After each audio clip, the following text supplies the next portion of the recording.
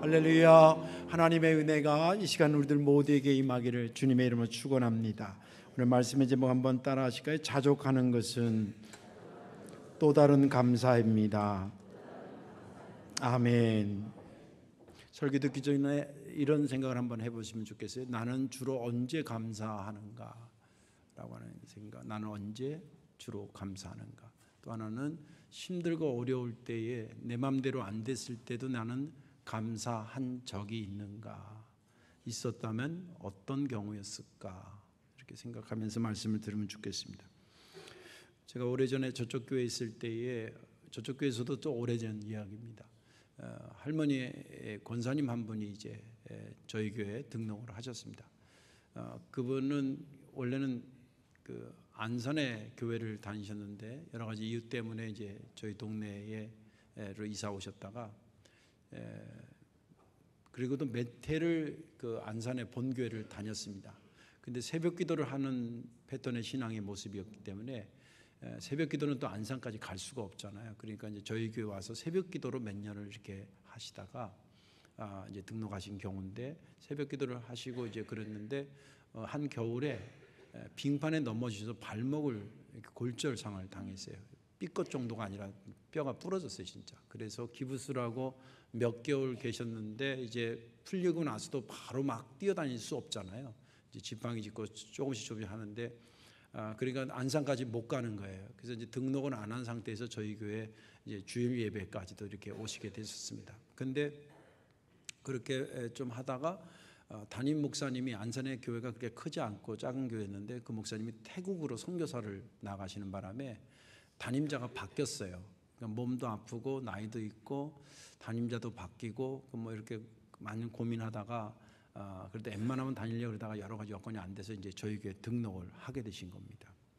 신방을 가잖아요. 등록하면 신방을 갔는데 전형적인 우리 동네에 제가 뭐 다 아니까 쪽방, 그 집 신방 가는 집이 쪽방집이에요. 큰 대문이 하나가 있으면 마당을 중심으로 해서 5집이 이렇게 올망졸망 이렇게 붙어 있습니다. 벽과 벽 사이가 쉽게 하면 이렇게 해가지고 칸 막은 거예요, 그냥. 근데 집 구조가 들어가면 신발 벗잖아요. 문 하나 열고 집 들어가면 신발 벗는데 신발 벗는 데가 주방이에요. 옛날 분들은 이게 무슨 말인지 알 거예요. 젊은 애들은 모르지. 이런 얘기도 한번 들어봐야 돼. 문 열면 신발 벗는 데인데 거기가 이제 가스레인지 있고 뭐 찬장 조그만 거 있고 그 주방이에요. 그리고 그 문을 열고 들어가는데 문도 크지도 않아. 창호지 문이라서 그 고개를 이렇게 숙이고 들어가야 돼요. 그런 문을 들어가면 조그마한 한 2평 정도 되는 방 하나 있어요. 그게 전부예요. 경제적으로 굉장히 어려운 거죠. 근데 집만 그렇게 어려운 게 아니라 사실은 그 권사님한테 너무 아픈 사연들이 많아요. 아들이 어릴 때 소아마비 장애가 있어가지고 많이 절어요. 많이 졌는데 평생을 살아요. 그 당시 저보다 연배가 그 아들이 위였었는데 일생을 장애자 아들을 데리고 사는 거예요. 그러니 뭐 경제가 얼마나 어려웠겠어요.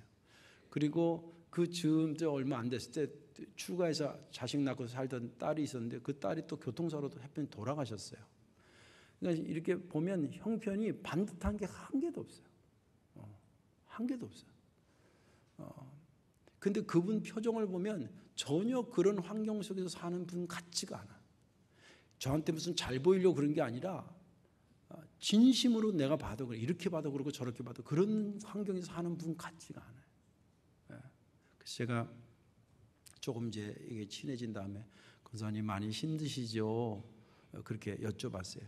그 말 안에 여러 가지 마음이 이제 내용이 포함된 거죠. 간단한 얘기지만 힘드시죠? 그랬더니 자기 간증을 하는 거예요. 자기가 목사가 왜 물어봤는지도 자기도 아는 거죠. 자기 간증을 얘기하는데 그분이 50대 돼가지고 예수를 처음 믿은 거예요. 근데 그 전에 예수 믿기 전에 막 예수 믿는 사람들 박해하고 뭐하러 예수 믿냐 그러고 또 심지어는 자기 자녀들 중에서 교회 갔다 오면 막 때리고 막 그랬다는 거예요. 그러다가 예수님한테 붙잡힌 바 된 거예요. 그리고 믿음이 제대로 들어가기 시작했어요. 그러고 나니까 세상 다른 사람은 은혜 받아도 나 같은 것까지 은혜 주시는 하나님을 생각하니까 너무 감사하다는 거예요. 형편이 뭐 힘들고 어려운 건 있지만 그래도 나 같은 걸 받아주신 그분을 생각하면 너무 감사하다. 그래서 제가 뭐 일부러 그런 게 아니라 진짜 실제 그렇다고. 그리고 내가 봐도 그래요, 실제. 그러면서 그분을 하고 얘기를 하는 동안에 저랑 한 20년 가까이 생활하다가 신앙생활하다가 이제 하나님 나라가 90 넘어서 가셨어요. 장례까지 치르고 얼마 있다 저 이쪽 교회로 왔는데 그분 20년 가까이 이렇게 신앙생활 같이 하면서 불평하거나 불만하는 적을 한 번도 들은 적이 없어요. 한 번도 들은 적이 없어요. 표정에서 느껴본 적도 없어요. 그래서 제가 목회하다가 힘들면 그 권사님을 떠올려요. 그 권사님도 참고 기쁨 가지고 살았는데, 자족하며 살았는데, 영광 돌리며 살았는데, 그 생각하면 내가 마음이 정리가 되고, 그렇게 아주 저에게 권사님이지만 믿음의 어머니 같은 그런 권사님이셨습니다. 자족하는 것은 또 다른 감사입니다.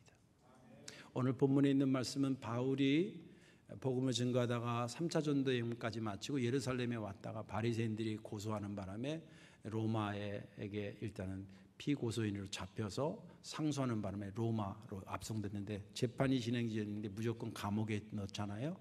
감옥에 있을 때에 빌립보 교회에 보낸 편지가 오늘 본문의 말씀입니다.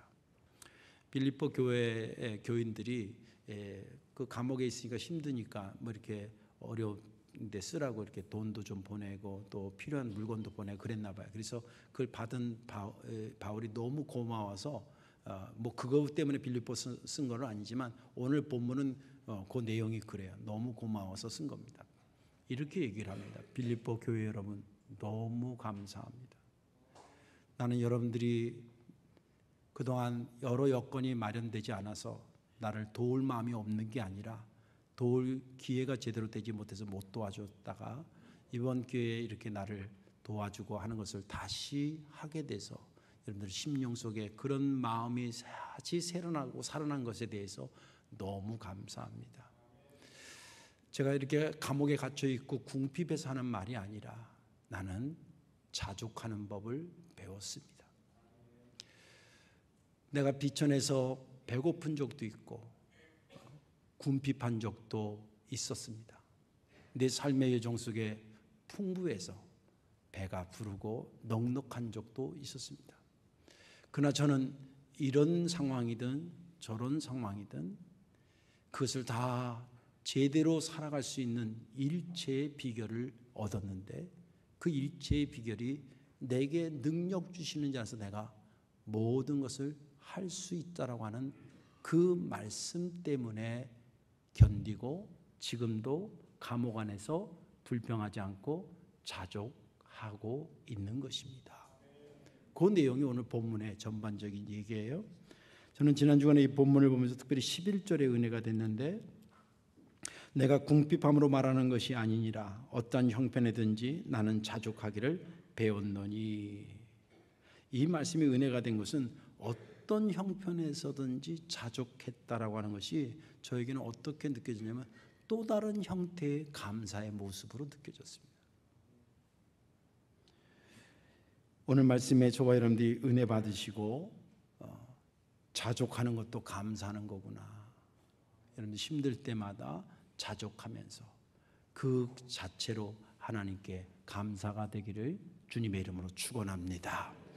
자, 왜 자족하는 것이 감사가 되는 것일까? 왜 감사가 될 수 있는가? 그 첫째는 자족하면요 하나님이 받으시는 자족하는 것이 하나님이 받으시는 감사이기 때문입니다.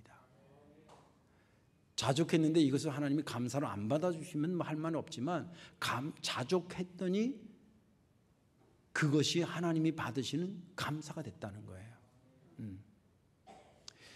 성경에 보면 오늘 본문은 못 읽었습니다만은 디모데전서 6장 6절에 이런 말씀이 있습니다.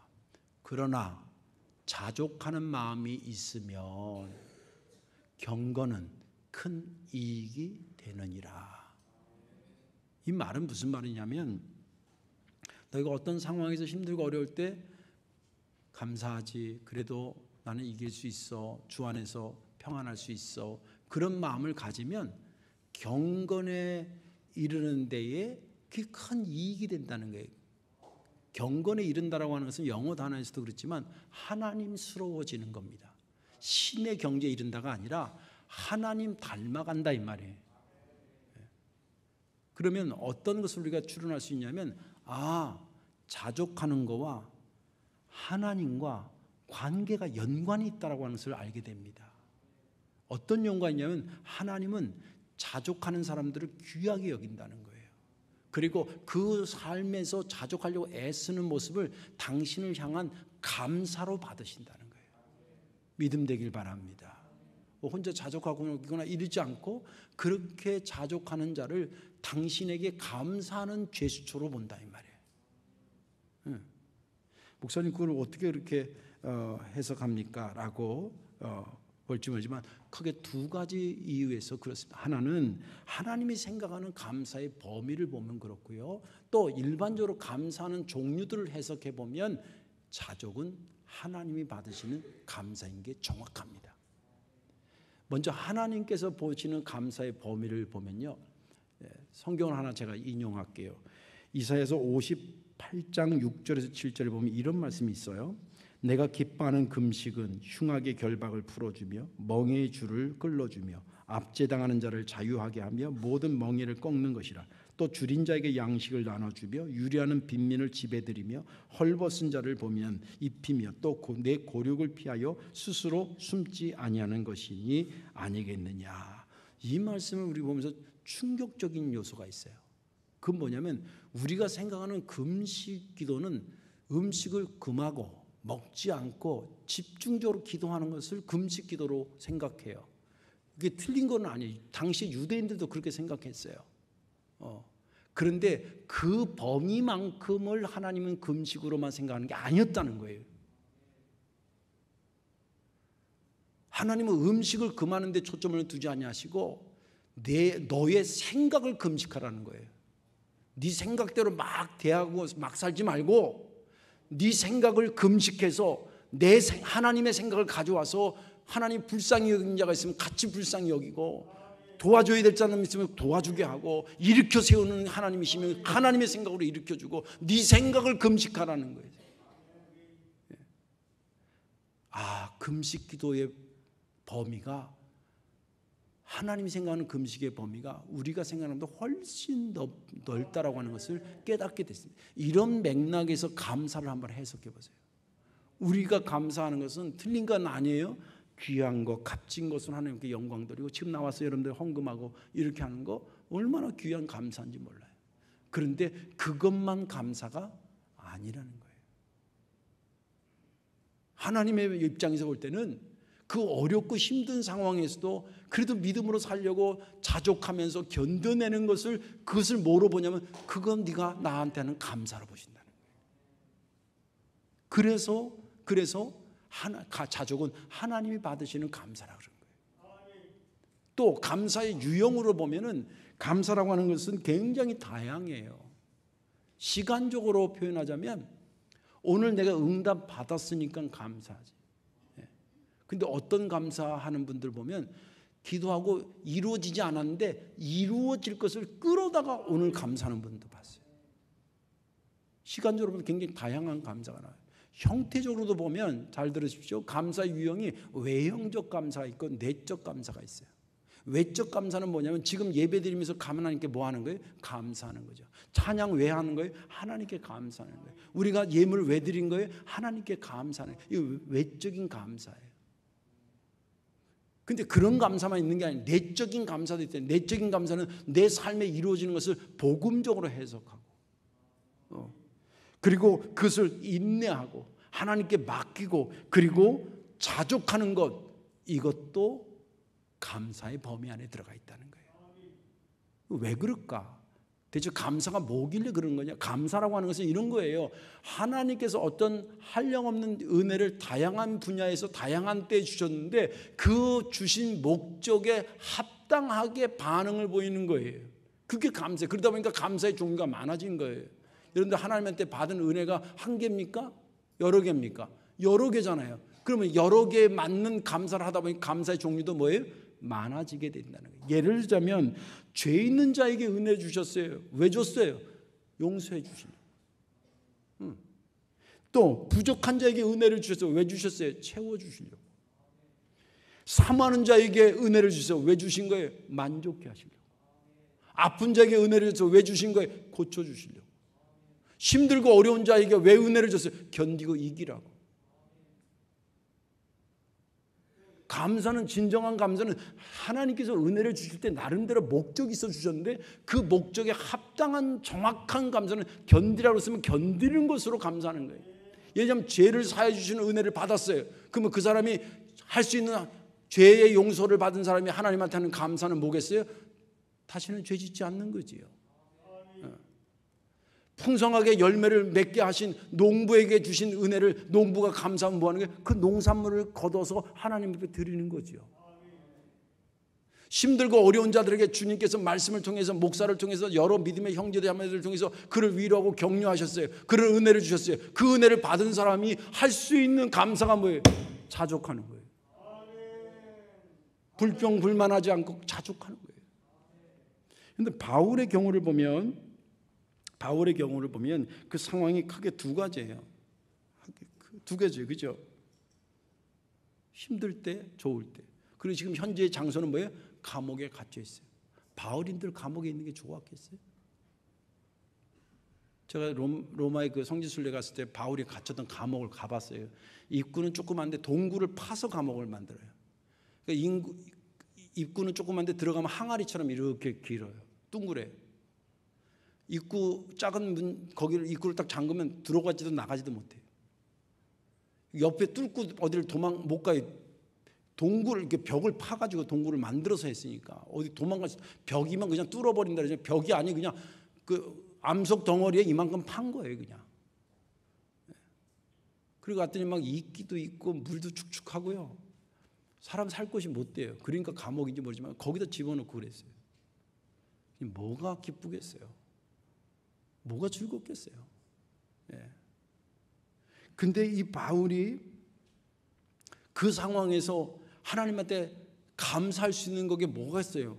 헌금, 돈이 있어 헌금을 드리는 게 그 당시에 감사겠어요? 아니면 자유롭게 나갈 수도 없는데 나가서 막 복음을 증거하면서 헌신해야 자기는 그게 감사인데 그럴 수도 없는데 그럼 이러지도 못하고 저러지도 못하는 바울의 그 상황에서 바울이 할 수 있는 가장 최고의 감사가 뭐예요? 자족하는 거예요. 자족하는 거예요. 불평과 불만으로 감옥 속에 있는 것이 아니라 그 속에 있으면서 하나님의 뜻과 섭리를 기억하고 날 돌보시는 그 하나님을 붙잡고 그 안에서 이런 신본적인 자족감, 이것을 가지고 산 겁니다. 그로서는 그 상황에서 최고의 감사를 하나님께 드리고 있었던 것입니다. 그러니 뭐예요? 자족이 뭐가 된다고요? 감사가 되는 거라는 거예요.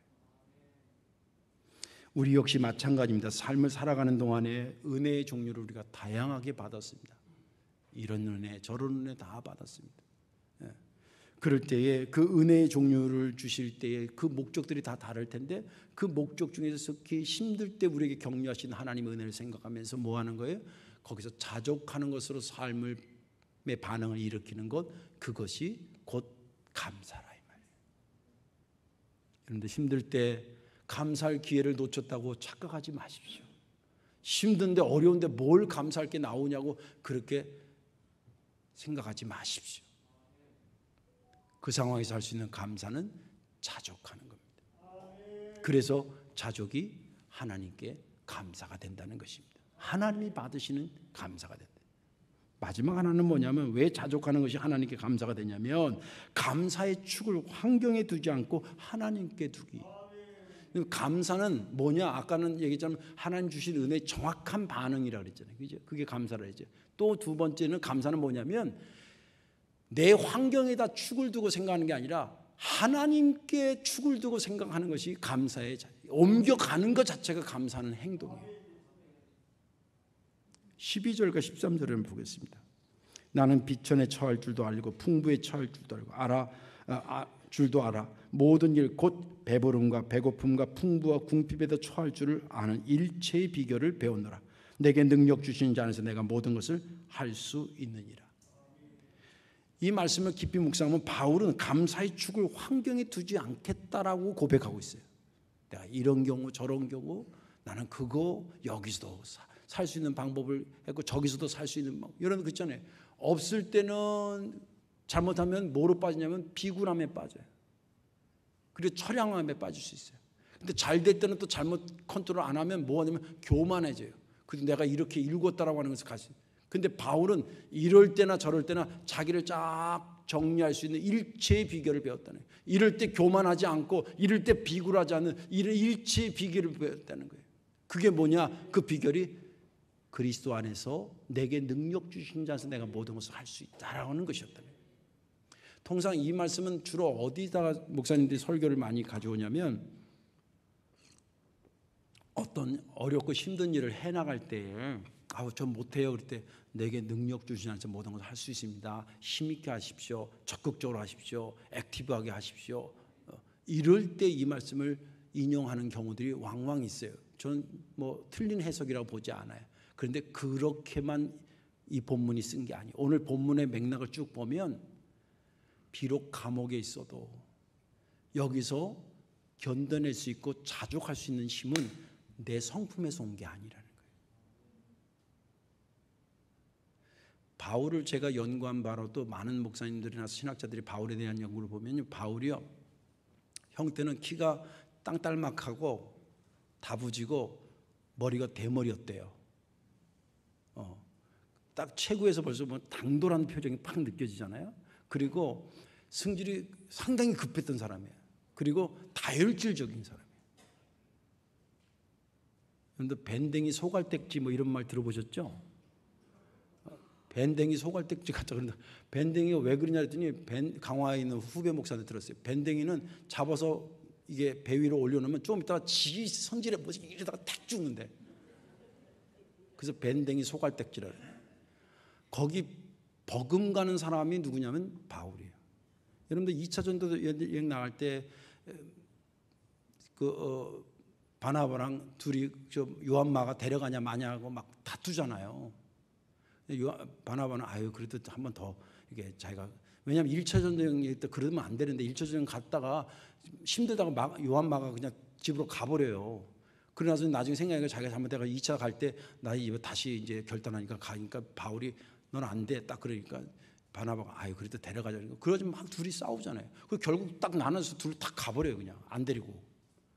아싸란 사람이에요. 어떻게 보면 성질이 막 불같은 사람이에요. 저같이 부드러운 목사가 아니에요.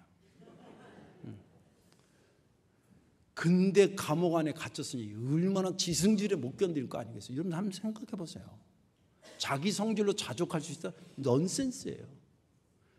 내가 이렇게 자족할 수 있었던 것은 그래서 일체의 비결을 자기가 터득했다는 거예요. 비밀스러운 원리를 체득했다는 거예요. 영어성에 그렇게 표현되어 있어요. 그것은 내 성질로 지금 이렇게 하는 게 아니라는 거예요.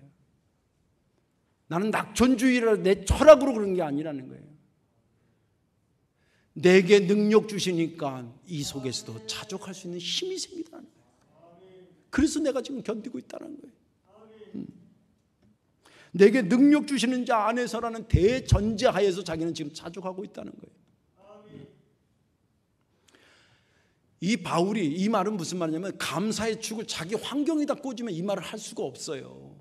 지금 감옥 안에 있는데 아까 얘기했는데 감옥 안에 있는 게 무슨 재미가, 즐거울 때야 자기가 감사도 있지만 그 환경에다 축을 들면 그렇지 못한 환경에는 감사가 나오겠어요? 불평과 불만만 나오지. 그런데 바울은 그러지 않았다. 이 축을 빼서 자기도 한때 그렇게 살았는데 이 축을 빼서 비밀을 배웠다는 것은 생각이 바뀌었다는 거 아니겠어요? 그걸 빼서 어디다 하나님의 축에다 갖다 꽂아놔야 진정한 감사가 나온다는 것을 알고 자족이 거기서 나온다는 것을 알게 됐다는 거예요. 그 얘기를 하는 겁니다. 그러니 그런 데서 얻어진 자족을 하고 있는 그 모습이 어찌 감사하는 모습이 아니겠냐는 거예요. 자, 그런데 한 가지 더 생각하면, 그럼 하나님의 축을 그 감사의 축을 내 환경에서 뽑아서 하나님의 축에다 갖다 놓으면 왜 자족하는 게 나오냐 이 말이에요. 그 이유는 뭐냐면 내 삶을 하나님이 돌보신다는 관점에서 해석하기 시작하기 때문에. 제가 성경을 하나 읽어드릴게요. 이사야 41장 10절입니다. 두려워하지 말라. 내가 너와 함께함이라. 놀라지 말라. 나는 내 하나님이 됨이라. 내가 너를 굳세게 하리라. 참으로 너를 도와주리라. 참으로 나의 의로운 오른손으로 너를 붙들리라.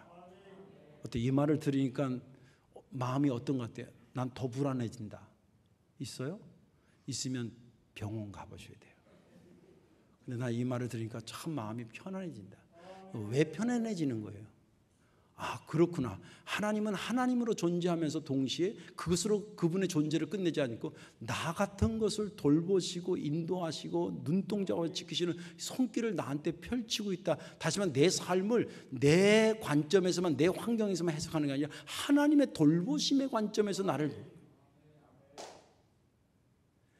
생각해 보세요. 당신의 독생자를 통해서 우리를 구원하시고 구원한 다음에 구원받은 백성은 그 다음에 난 몰라 그리고 그 사람한테 천막 치겠냐고, 커튼 치겠냐고 생각해 보세요. 아닙니다. 하나님이 우리를 구원하시고 그 구원받은 우리가 복된 역사로 살아가라고. 주일마다 왜 교회 오는 줄 알아요? 우리가 우리의 입장에서도 이걸 해석할 수 있지만 하나님의 입장에서는 매주마다 내가 너희들에게 생명의 말씀을, 너 살아날 수 있고 그 구원의 감격을 계속 유지할 수 있는 말씀을 나는 너한테 주고 싶어. 그거 제스처예요. 예배가 그런 성격이 있는 겁니다. 하나님 우리를 그토록 사랑하셔요.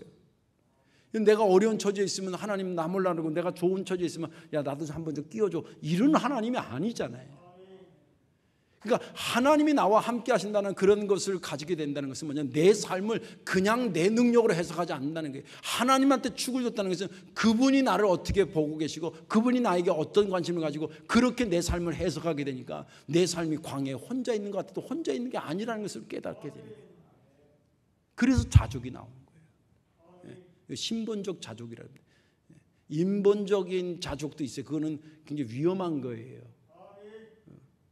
신본적인 자족은 뭐냐면 하나님이 나를 그렇게 돌보시니 내게 부족함이 없으리로다. 여호와는 나의 목자시니 내게 부족함이 없으리라는 다윗의 고백과 동일한 개념이에요. 그 다윗이 그 시를 시편 23편을 줬을 때 왕이 돼가지고 편한 상태에서 지은 게 아니에요. 진짜 사울을 피해서 사망의 음침한 골짜기를 이렇게 가서 아차는 순간에 떨어져 죽게 되는 그런 상황에서 그가 쓴 거예요. 감동받아서. 내가 비록 이런 처지에 있지만 나는 내게 부족함이 없습니다. 그게 뭐예요? 나는 자족하고 있습니다. 내 성품에서 오는 것이 아니라, 내 상황에서 오는 것이 아니라 하나님이 나를 지팡이와 막대기로 안위하시고 지키시고 인도하시기 때문입니다. 이 믿음 있기를 주님의 이름으로 축원합니다. 감사의 축을 여러분들 환경에다 주지 마세요. 자꾸 시험 들어요. 꼭 그러잖아요. 여자들 동창회 갔는데 학교 다닐 때 공부 지질이 못했는데 어떻게 남편 잘 만나가지고 아주 그냥 조언 있고 막 꼴보기 싫어 죽겠잖아. 그런 것들 와가지고 막 입이 다빨 나오는 거예요. 내가 쟤보다 공부도 잘했는데. 그러지 말라고요. 환경에다 축을 두면요 목사도 시험 들어요. 하나님이 원하지 않는 거예요. 절대 원하지 않는 거예요. 감사의 축을 하나님께 두시기를 주의 이름으로 축원합니다. 이제 말씀을 정리하겠습니다. 하나님께서 감사의 범위를 설정하셨는데 어떻게 설정하셨냐? 우리가 성경이 익히 하는 것처럼 범사에 감사라. 범사에 감사라고 하는 것을 항목으로 치면 모든 일에 감사라는 얘기고요. 그걸 시간으로 환산하면 항상 감사라는 거예요. 좋은 말이죠. 너무 좋은 말이죠. 그런데 좀 더 깊이 생각하면 모든 일 중에 다 내가 원하는 일들만 있냐고. 항상의 범위 속에 내가 항상 좋아하는 일들만 벌어지냐고요.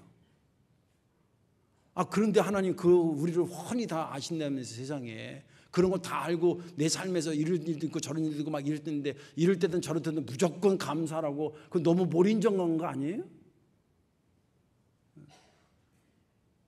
너무 우리를 배려하지 않은 말 같지 않아요? 성경은 이렇게 말합니다. 내가 너를 너무나 잘 알기 때문에 그러는 거야. 사람들이 좋지 않은 환경에서 시험 들고 넘어지고 자빠지고 그걸 또 마귀가 귀신같이 알아가지고 낚아채거든. 좋을 때는 그래도 다 감사할 줄 아는데 이게 환경이 안 좋아졌을 때도 그때 넘어지지. 평지에서는 안 넘어지는 돌뿌리가 있을 때 버쳐 넘어지는 거잖아요. 근데 가다 보면 그런 길도 나오는 거 아니겠어요? 그래서 주님께서 말하기를 내가 너를 더 잘 알기 때문에 너 범사에 감사라 그런 거야. 그런 겁니다. 여러분 생각이 있어요. 아, 나 진짜 죽고 싶어. 그때 옆에서 그 사람한테 가장 유익한 말이 뭐예요? 그래 죽어. 어디 내가 데려다 빠뜨릴까? 그게 그 사람을 유익하게 하는 말이냐고요. 응? 그때 나한테 다 얘기해. 내가 들어줄게. 하나님이 당신 사랑하잖아. 자족해. 그리고 나도 최선을 다해서 당신 도울게. 그게 그 사람한테 유익한 말이지. 네. 가만히 생각해 보세요. 범사에 감사라는 것은 우리가 그 약해지는 걸 주님이 아시니까 그러시는 거예요. 이런 말씀들을 여러분들이 간직하셔서 어떤 상황이더라도 불평과 불만으로 상황에다 해석하지 말고 하나님께 축을 두고 자족하고 하는 것도 내가 몇십만 원, 몇백만 원 들여서 하나님한테 감사하는 것도 감사지만 내 삶을 믿음 안에서 살아내는 것도 하나님이 드리는 큰 감사구나. 그런 감사의 모습 가지시기를 주님의 이름으로 축원합니다. 기도하겠습니다. 예수님 고맙고 감사합니다. 오늘도 귀한 말씀 주셔서 감사합니다. 자족하는 것도 또 다른 감사라는 믿음을 갖게 하여 주셔서 어렵고 힘들 때에도 감사하는 그러한 진정한 감사자들이 되게 하옵소서. 우리 주 예수님의 이름으로 축복 기도하옵나이다. 아멘.